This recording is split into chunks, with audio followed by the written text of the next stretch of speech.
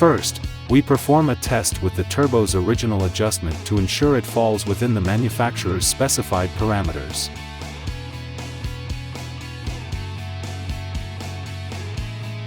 We begin with the minimum flow test, with the geometry in the closed position.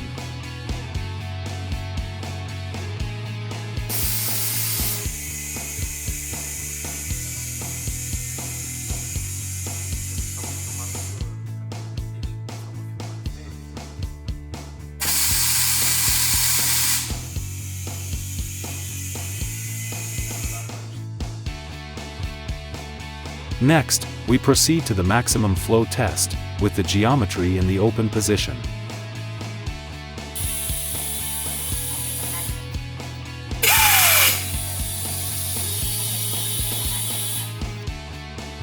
Now, we present the actuator test, which smoothly and effortlessly moves the geometry through its range from the minimum to the maximum position.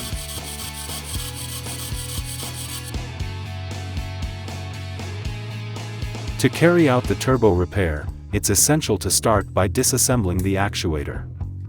In this video, we demonstrate how a slight adjustment to the actuator's position can throw off the turbo's adjustment and lead to improper functioning.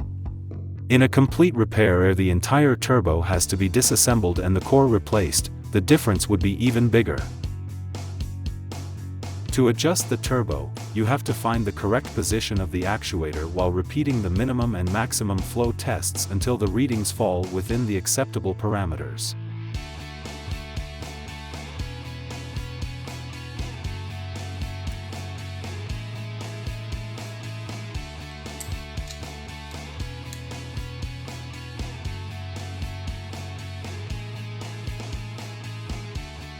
At the end of the process, you'll have a report detailing all the tests conducted.